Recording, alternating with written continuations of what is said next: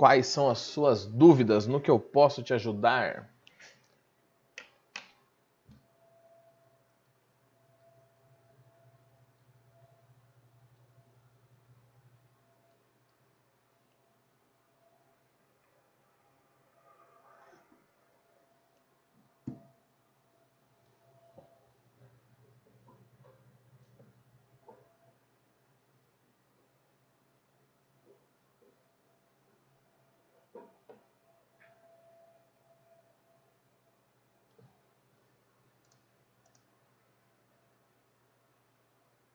Olá, olá.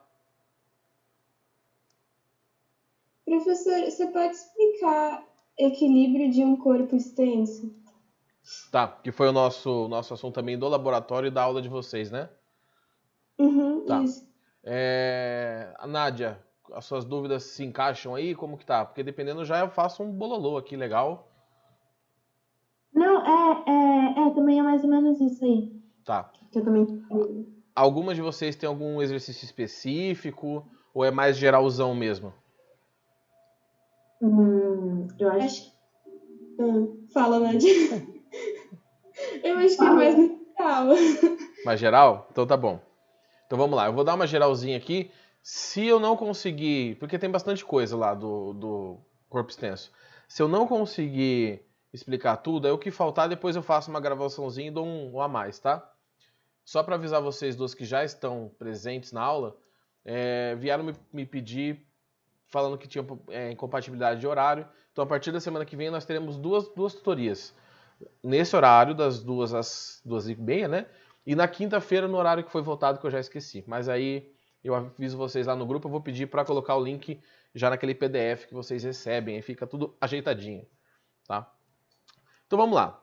Quando a gente fala de equilíbrio do corpo extenso, a gente está falando de equilíbrio, né? Igual eu falei para vocês na aula de laboratório, igual com certeza vocês também já viram com o Nivaldo, eu tenho que lembrar aqui, professor de cada sala. Então, quando a gente fala de equilíbrio, nós temos duas condições para esse equilíbrio, tá? Duas possibilidades desse equilíbrio. O equilíbrio de rotação e o equilíbrio de translação. O equilíbrio de translação é o que vocês viram até então, tá? Que é o do movimento, o corpo se movimentar ou não. Este equilíbrio de translação ele vale para dois tipos de corpos, tá? Pontos, né? Vou colocar aqui, peraí, pontos materiais. Tem que trocar a ponta dessa caneta aqui. Pontos materiais e também corpos extensos, corpos que têm dimensão. Que é o que a gente vai acabar trabalhando aqui. Meu Deus, corpos extensos. Já a rotação, ela só faz sentido para corpos extensos. Por quê? Se você pegar um corpo que não tem dimensão, vamos pensar na nossa realidade aqui, o elétron para a gente, por exemplo, é um corpo que não tem dimensão. Ele é tão pequeno que ele não tem dimensão. Se ele está girando em torno do próprio eixo, ou em torno de um eixo, não faz diferença. Agora, uma barra, uma viga, um braço de um violão, sei lá, você virar ele, seu próprio braço, né, faz diferença. Então a gente tem que fazer esse ponto, essa separação aqui. Como a gente vai falar do corpo extenso principal, porque eu acho que o ponto material é mais tranquilo, para o equilíbrio de rotação, o torque total ou momento de força tem que ser zero. Ou seja, o torque, para caso fique, professor, o que é o torque? O que é o momento de força? O torque é o efeito de rotação da força. Professor, eu vi na apostila, o Nivaldo definiu de uma maneira diferente. Sim, existem várias maneiras, umas mais clássicas. A mais simples se a força gera efeito de rotação, então ela gera torque. Então, efeito de rotação. E aí também, com certeza, já foi dado esse exemplo para vocês, que é clássico, que é o da porta. Você não abre a porta lá perto da dobradiça, você abre lá na maçaneta que é do outro lado. Você, com a mesma força, consegue rotacionar, girar essa porta com mais facilidade. Então, esse é o torque que a gente calcula como sendo m, né? Porque também pode ser momento de força. Força vezes distância. E aqui tem um seno de θ que pode aparecer, mas não fiquem presos, ou presas no caso aqui, né, a esse seno de θ. Esse seno de θ é só para falar o seguinte: se a força for perpendicular, deixa eu pegar uma caneta de outra cor. Se a força for perpendicular à superfície, O θ é 90, sendo de 91 é o valor máximo. Então toda a força tenta rotacionar esse corpo. Se o ângulo for diferente, tá? Tem uma componente da força aqui que empurra a barra para o lado, não gera rotação, gera translação, movimento. E tem uma componente dessa força, que seria a Y, que rotaciona ela. Então, esse θ aí tá para esse ponto. Normalmente, não é sempre, nós trabalhamos com esse θ sendo 90 e a gente ainda meio que desconsidera ele. O que não é correto, mas a gente dá uma simplificada legal. No efeito de translação, a gente tem a força resultante igual a zero. Então, tá parado, o movimento é retilíneo uniforme, né? Você tem até, não precisa estar parado, né? Você pode ter um movimento, mas é uma situação de equilíbrio. Tendo essas informações, vamos analisar os corpos extensos apoiados. Vamos começar com o corpo apoiado em um ponto, que foi igual eu propus lá para vocês no laboratório, e é o primeiro jeito que vocês entram em contato. E depois apoiado em 2 pontos aí, que fica um pouquinho mais chato. Tá? Se vocês tiverem dúvida, gente, pode me... Professor, eu não entendi aqui, não entendi ali, tá? Porque senão eu falo e eu não paro mais. Deixa eu só me molhar o bico aqui no café. Então vamos lá, ó. Vamos pensar uma barrinha bonitinha. Por enquanto essa minha barra não tem massa. Apesar que eu vou colocar massa nela já. Então, temos uma barrinha aqui. Essa barrinha está apoiada em um fulcro. Fulcro é um apoio, tipo aquele apoio do gangorra. Da gangorra, temos aqui um fulcro. Quer chamar de apoio, professor? Pode chamar de apoio só, tá de boa. Fulcro. Palavra bonita para uma coisa que todo mundo conhece. Espera aí, fulcro. Então, neste ponto, eu tenho um ponto fixo. Deixa eu pegar uma cor que vai dar mais destaque aqui. Aqui eu tenho um ponto fixo. Essa minha barra, eu vou falar que ela tem... Tá, vou inventar aqui um probleminha. Ela tem 10 metros, vai fazer um valor redondinho. E a massa dessa barra, deixa eu ver onde que não vai cortar aqui no símbolo do universitário, é de 2 kg. Quando o corpo é simétrico, por exemplo, uma régua bem construída, ou um cano, tá? A força-peso ela está agindo mais ou menos no centro geométrico dele. Então essa minha canetinha aqui não é um bom exemplo, vou usar essa outra. Se eu segurar aqui no meio da caneta, eu consigo cancelar a força-peso. Se eu segurar mais para o lado, a caneta tomba. Se eu segurar para o outro lado, ela tomba também, porque eu não consigo cancelar o peso e aí esse peso rotaciona ela. Então, olhando para essa barra, eu sei que exatamente no meio da barra, mais ou menos aqui, 5 metros para cá, então para cá eu vou ter... Tá, eu vou ter que colocar esse valor, né? Isso aqui não dá para adivinhar olhando, estou colocando 2 metros e aqui eu tenho 3 metros. Tá? Mais ou menos no meio da barra, lá nos 5 metros, eu tenho a força-peso. Então vou adicionar a força-peso da barra aqui. Opa, peguei o negócio errado. Força-peso da barra. Aqui, bonitinha. Peso da barra. Se eu só tiver a barra com peso, se eu só tiver a caneta apoiada de um lado aqui, ela vai rotacionar. A única força que eu tenho no sistema é a força-peso. Ela vai gerar um efeito de rotação e vai girar essa barra aqui. E ela vai rodar, vocês não calculam com que velocidade ela vai rodar, em nenhum momento do ensino médio, tá? Na verdade, esse conteúdo, do jeito que vocês veem no primeiro ano, vocês vão ver depois. Novamente, lá no terceiro na revisão. Então, essa força vai gerar uma rotação. Tá? Como que eu vou trabalhar com essa rotação? Escolhendo um referencial. Tem material, sinceramente eu não li a apostila do SAS, tá? Porque como eu trabalho com laboratório, eu não fico muito preso ali no que está escrito. Mas tem material que fala que o sentido horário positivo, o sentido positivo é o anti-horário, e tem que ser esse sentido. Mas eu fui dar uma olhada na aula do Nivaldo, que ele falou para vocês do jeito que eu falo. Escolhe o sentido. O problema é seu. Você que vai resolver isso aqui. Então, normalmente, porque a gente gosta de estabelecer padrões, né? Quando você vai escolher a setinha para a esquerda ou para a direita como positivo, você escolhe para a direita, porque é o jeito que a gente escreve, da esquerda para a direita. Então, normalmente, a gente estabelece o sentido horário como sendo positivo. E para cá também, né? Consequentemente, para cá também. O sentido anti-horário, então, passa a ser negativo. Forças que geram uma rotação ou tentam gerar uma rotação no sentido horário, mais. No sentido anti-horário, menos. Desse jeito que está aqui, eu só tenho um torque, essa barra vai girar.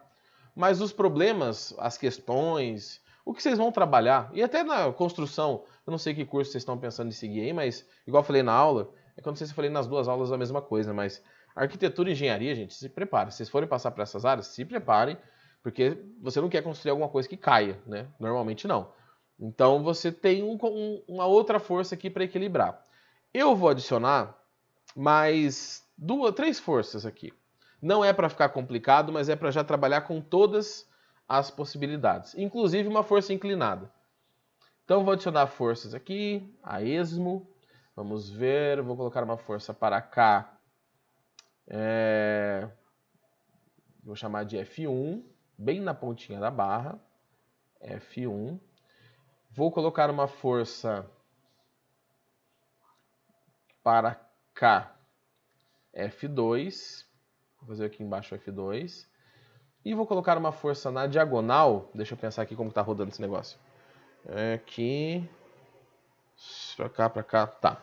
Vou colocar uma força na diagonal. Aqui. F3. E como eu estou criando esse problema agora aqui para a gente analisar, se der um número quebrado, não se assusta. A matemática, a calculadora faz. Vamos focar na... Vou colocar um ângulo. E vou falar que esse ângulo aqui tem é um ângulo θ genérico, tá? Em que esse θ, no meu problema, tem um seno de θ, desculpa, um seno de θ de 0,8. Vamos facilitar minha vida. E eu vou colocar mais uma força, que é mais uma possibilidade aqui também. Não foi o que eu falei para vocês no laboratório, mas pode aparecer na vida, que é uma força em cima do ponto fixo. Então vou colocar uma força aqui em cima do ponto fixo. Uma F4, só para tumultuar. Beleza, vou colocar valores dessas forças e sempre, ou quase sempre, matemática, gente, física, química, você tem todas as informações menos uma. Então, aqui eu vou fazer de conta que eu não tenho F3 e eu tenho as outras forças. Quanto que vai valer cada uma? Vamos fazer uma listinha aqui. F1 eu falo que vai valer 10 newtons. F2 eu vou colocar aqui como 5 newtons. F3 eu não sei. E F4 eu vou colocar aqui como 200 newtons. Tá? Tem uma informação que eu ainda preciso colocar que eu não desenhei, que é a distância da F2 para o ponto fixo. Né? Aqui ela está no meio dos 5 metros, então eu vou adicionar essa informação também aqui no meu desenho. Devia ter feito maior, né? Mas agora já foi. E vou falar que aqui vale, daqui até aqui, vale uma distância de x. E x, vamos fazer o x aonde? Vamos fazer o x aqui. E x vale, para tentar manter uma proporção, vamos colocar aqui uns 4 metros, vai? Não, uns 3,5, 3 metros e meio. 3,5 metros. Tá. Nos exercícios, nas questões, você tem que ficar olhando as dimensões para achar o tamanho. Ok, eu quero descobrir a força 3 e a condição que vai aparecer para vocês é que o corpo esteja em equilíbrio. Então, o torque total tem que ser 0. Primeira coisa, olhou o problema, aí você fala assim, tá, o que gera rotação no sentido que a gente escolheu, na verdade fui eu, mas que a gente escolheu como sendo positivo, e o que gera rotação no sentido negativo. Então, com muita calma, porque tem força dos dois lados, vamos começar pelo lado esquerdo. Minha câmera é invertida, né? Eu faço esquerda, vai para a direita, mas tudo bem. A força F1, ela gira, aqui a barra, ó, tenta pelo menos girar, no sentido positivo. Ó. Então essa força terá um torque positivo. A força peso de B, eu pulei F4 de propósito. A força peso de B, ela está tentando girar a barra no sentido positivo também, apesar dela estar apontando para o outro lado, porque no meio do caminho você tem um apoio. Pô, professor, vou confundir. Coloca um lápis, trava o lápis no papel e faz a força no sentido do desenho. Você descobre se vai rodar para o sentido horário ou anti-horário. Tá? Então, aqui eu tenho positivo, por consequência a força 2 também. A força 3, ó, ela está inclinada, mas ela está inclinada para cima.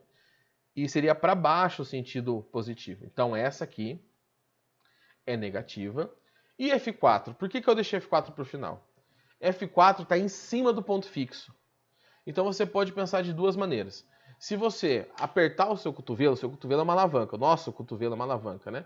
Se você apertar seu cotovelo, você não vai conseguir movimentar o braço, assim, fazer esse movimento. Se você apertar na dobradiça da porta, você não consegue movimentar a porta. Então, forças no ponto fixo não geram torque. Pô, professor, não deu certo para mim. Olha a fórmula. A distância da força F4 para F4 para o ponto fixo é de quanto? 0. Então, essa aqui, ela não é nem positiva ou negativa. Essa aqui não tem torque. Isso aqui é 0. Então, eu já posso esquecer essa força. Não me serve para nada. Deixa ela aí. Tá? E agora eu vou montar a equaçãozinha, que aí a gente vai começar a resolução. Por quê? Porque o torque total é 0. Qual que é o torque total? É a soma dos torques. Então, é o torque de F1 mais o torque de F2 mais o torque de mais o torque de F3 mais o torque do peso tem que dar 0. F4 eu já arranquei fora porque F4 está no ponto fixo e não vai gerar torque nenhum. Ok? Perguntinha. Foi até aqui? Vocês querem que eu volte um ponto? O professor não entendia aquele ali? Ou tá sossegadão? Acho que dá pra entender, tipo, tá tranquilo. Tá? Uhum. Então vamos lá.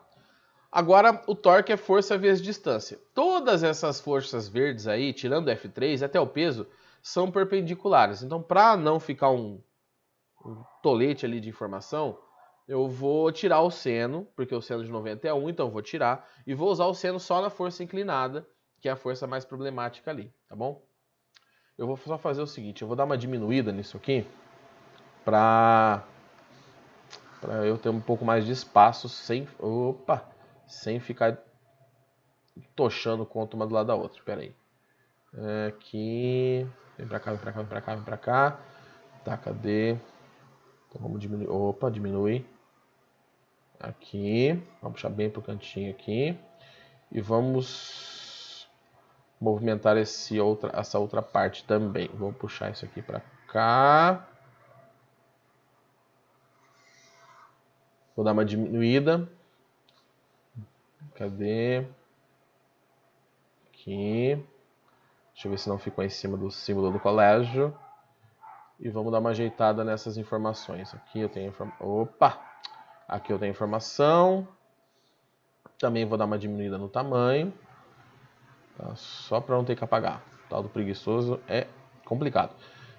E o torque eu já tinha feito aqui. Então o torque vem para cima. Do lado da minha cabeça. Aqui. Aê! Pronto, vamos lá. Vamos dar uma reorganizada. Aí.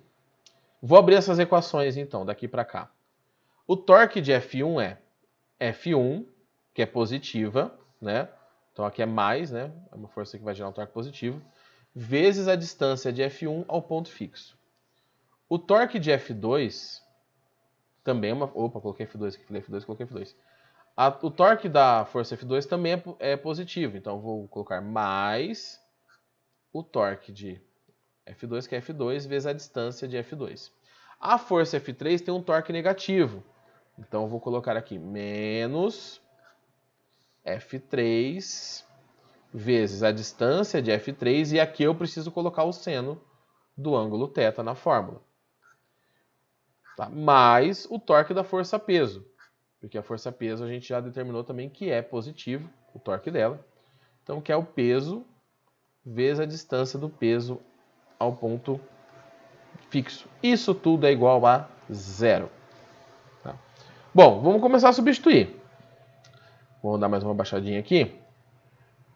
Peraí, eu não vou baixar não, vou fazer assim, peraí. Vou colocar esse seno para cá. Seno de θ é igual a 0,8.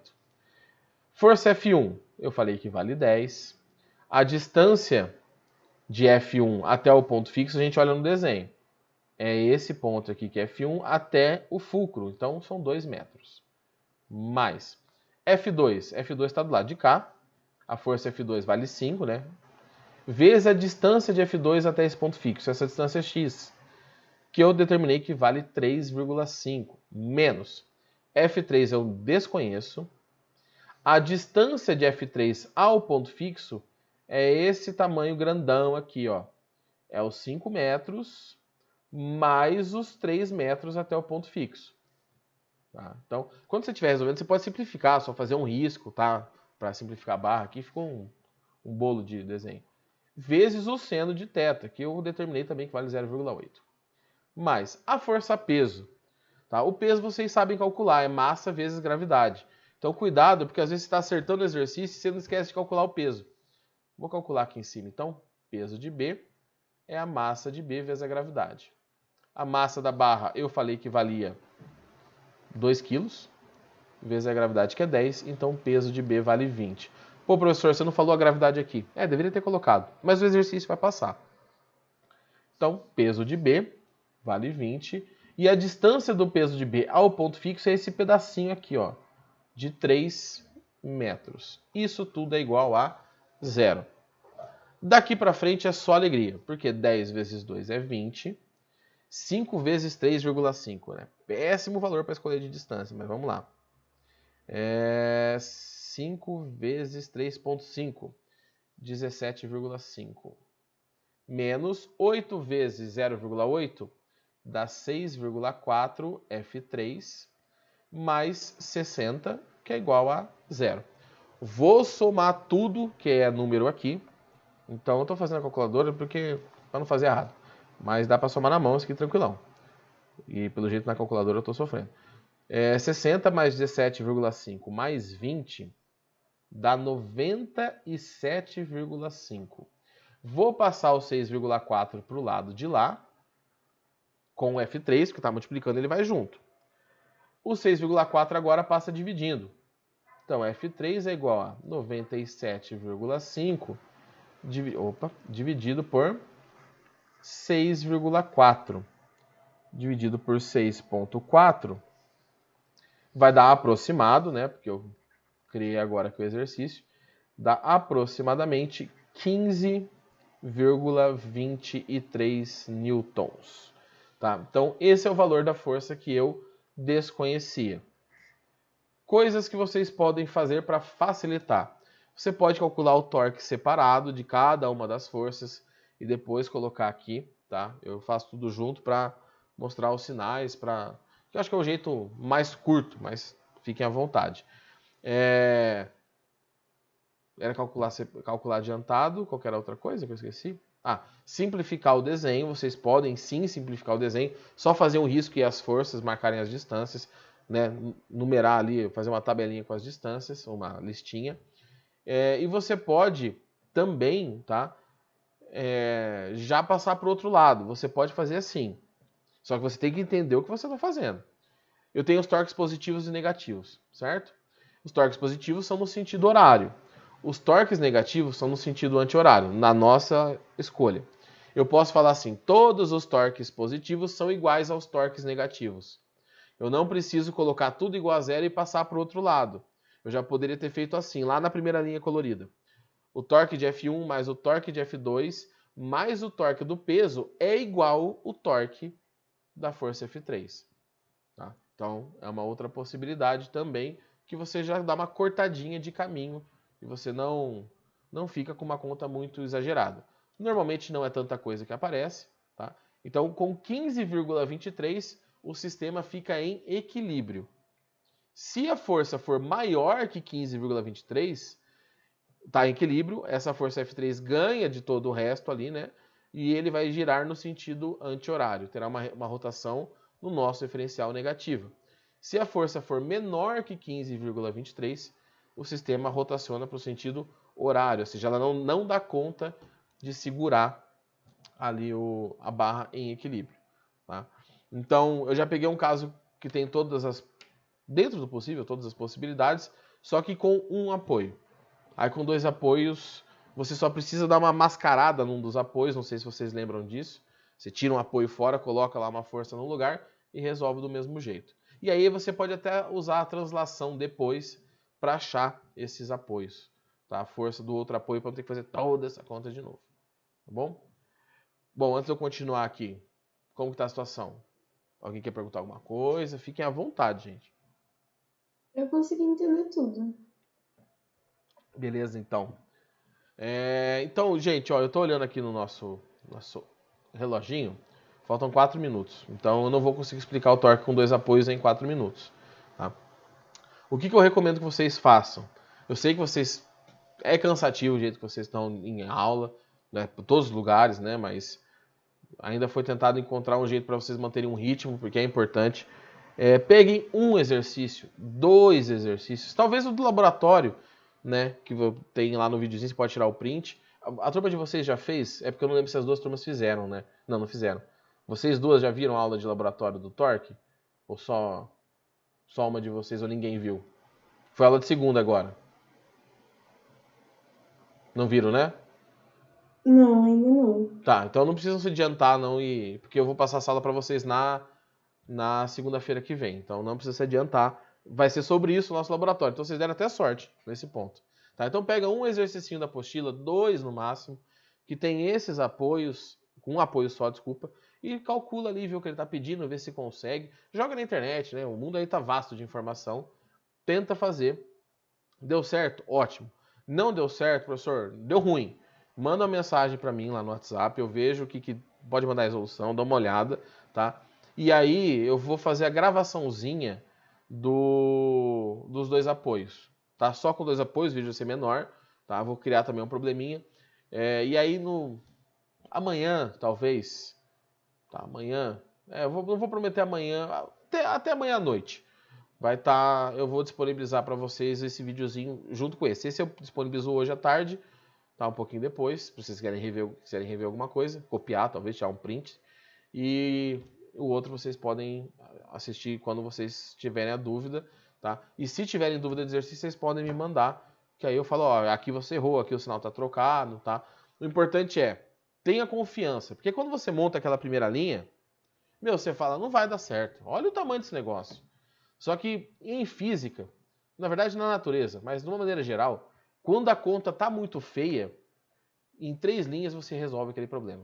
Quando você tem um monte de equaçãozinha pequena para resolver, ou você resolve todas porque elas são fáceis, ou você cai em sistemas, aqueles negócios lá, não sei se já viram em matemática, escalonamento e multiplicar a fração por uma coisa pela outra. As equaçõezinhas são pequenininhas, mas aí sai um demônio de uma conta para fazer no final.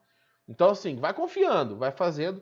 E uma coisa que com certeza vocês já têm, né, por costume lá do universitário, organizem as contas. Porque se eu erro alguma coisa aqui, eu volto e falo, ó, aqui eu fiz uma conta errada. E eu apago dali para baixo. Se você faz tudo separado, que também é um método de resolução, deixa bem organizadinho o que você está fazendo. Eu não sei que curso que vocês querem fazer, depois vocês quiserem até comentar aí, mas se vocês forem pegar específicas abertas, só de estar organizado o corretor já olha diferente. Se você pega uma específica para corrigir, eu nunca fui corretor de vestibular, mas se você pega uma específica para corrigir e está bagunçada, o cara está corrigindo 600 específicas num dia. Num dia não, numa semana. O cara vai olhar e falar, não, se está organizadinho, o cara já olha contra olhar. Te garanto que você consegue uma notinha a mais só na organização. Tá? É isso, gente. Que curso vocês estão pensando em fazer? Já passou pela cabeça ou está cedo ainda? Vocês nem encanaram com isso ainda? Eu penso em biológicas, mas só que eu não sei ainda exatamente o que eu quero fazer. E você, jovem? Eu não sei, tipo, alguma coisa da área de saúde, talvez medicina, só que eu ainda não. Eu vou só pausar a gravação aqui, porque para não ficar essa conversa lá que depois vai ser publicado.